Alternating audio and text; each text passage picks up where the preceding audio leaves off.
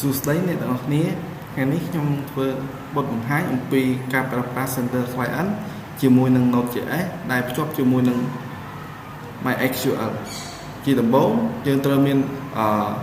file package.json ដែលតម្រូវឲ្យមាន library 3មានដូចជា Express MySQL និង NodeMon ហើយខ្ញុំក៏មាន source code ដែលសរសេររួចរាល់ហើយផងដែរតកតងជាមួយនឹងការភ្ជាប់ SQL តកតងជាមួយនឹងការសរសេរភ្ជាប់ជាមួយនឹង database តកតងជាមួយនឹងការ get ដែលយើងអាចបង្កើត user តែយើងអាច select ទៅលើ user ID តកតងជាមួយនឹង delete ដែលយើងអាច delete តាមរយៈ ID របស់ user ហើយមួយទៀតគឺប៉ោះគឺប្រើសម្រាប់ insert ទិន្នន័យឬក៏បញ្ចូលទិន្នន័យទៅក្នុង database ហើយ put គឺពួកយើងប្រើដើម្បី delete ដើម្បី edit ទៅលើ user ឬក៏ update ទៅលើ user ផ្សេងឥឡូវយើងចូលមកដល់ Center Client របស់ពួកយើងអាចចុចលើ new request ហើយនេះគឺជា link URL ដែលយើងត្រូវផាសដើម្បីបាន link URL នេះយើងត្រូវទៅ run port របស់ Node.js របស់យើងសិនជាដំបូងយើង Ctrl J យើង run NodeMon យើងអាច run npm start យើងនឹងឃើញថាយើងកំពុងតែ run នៅលើ server 3000 ដែលខ្ញុំបានដាក់ហើយយើងអាចចូលទៅក្នុងក្នុងជ្រុងយើងអាចវាយ local 3000 នោះយើងឃើញពាក្យថា hello world ដែលយើងសរសេរនៅក្នុងនេះហើយដើម្បីចូលទៅក្នុង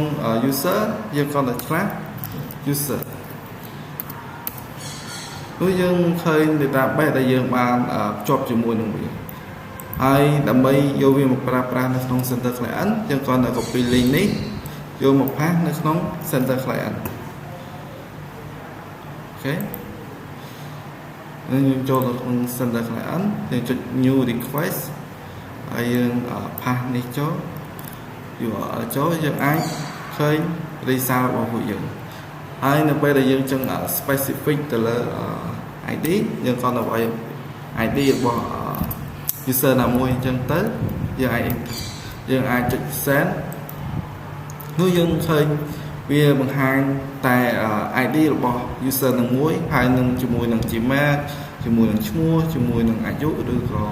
ផ្សេងអញ្ចឹងទៅហើយនេះគឺការ select របស់គឺជាការ select database ជាបន្តបន្ទាប់ខ្ញុំនឹងបង្ហាញអំពីការ insert ទិន្នន័យឬក៏ការបញ្ចូលទិន្នន័យហើយយើងចុចលើប៉ោះ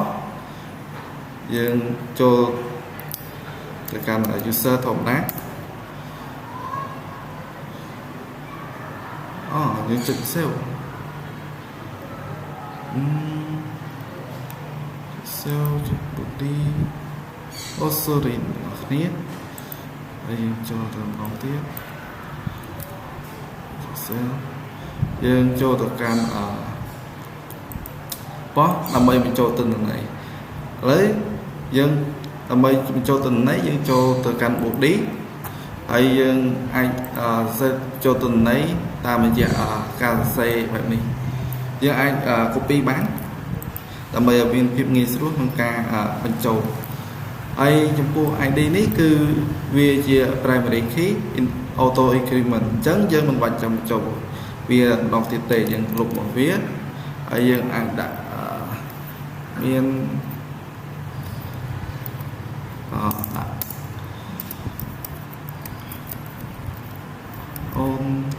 យើងអាចដាក់ចុច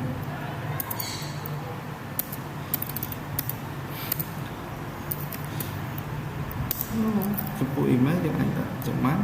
នេះគ្រាន់តែជាឧទាហរណ៍ទេអញ្ចឹងយើងអាចសរសេរយ៉ាងម៉េចក៏បានដែរអញ្ចឹងយើងគ្រាន់តែចុច save what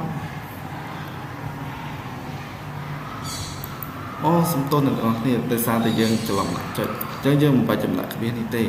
ដើម្បី ដើម្បីកុំឲ្យវា error អញ្ចឹងដល់ពេលយើងបញ្ចូលទៅយើងចុច send វានឹងផ្ញើ message មួយដែលថា user create success អញ្ចឹងជាបន្តទៀតខ្ញុំនឹងបង្ហាញអំពីការ edit ទៅលើ user ឧទាហរណ៍ខ្ញុំ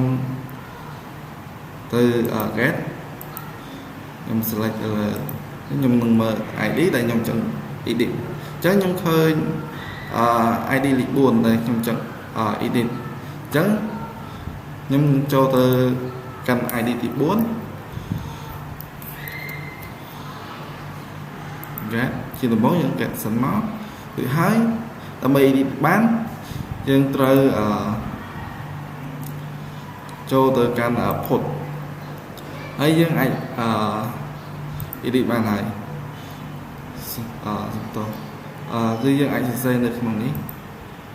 ដូចជាយើងអាចដាក់ជា stay on ចឹងហើយយើងដាក់ view ហើយយើងដាក់អូខេ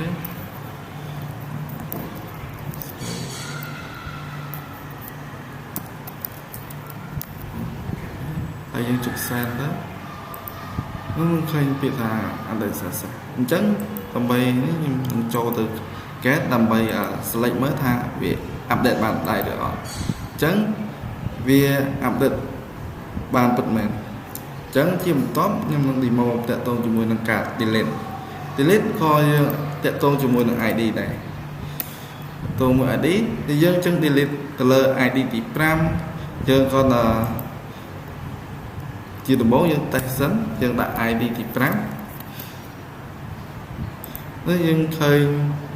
ID ទី 5 អញ្ចឹងដើម្បី delete វាបានយើងក៏ដូរនេះដាក់ទៅជា delete យើងចុច send នោះ user នឹង delete ជាការស្រេចឥឡូវយើងនឹងចូលទៅមើលទិន្នន័យទាំងអស់គ្នាថាមាន ID ទី 5 នៅទៀតឬអត់អញ្ចឹងវាបាត់ ID ទី 5 បាត់ហើយអញ្ចឹងចំពោះការប្រើប្រាស់ Center/N គឺមានតែប៉ុណ្្នេះទេសូមអរគុណតែបានទស្សនាទាំងអស់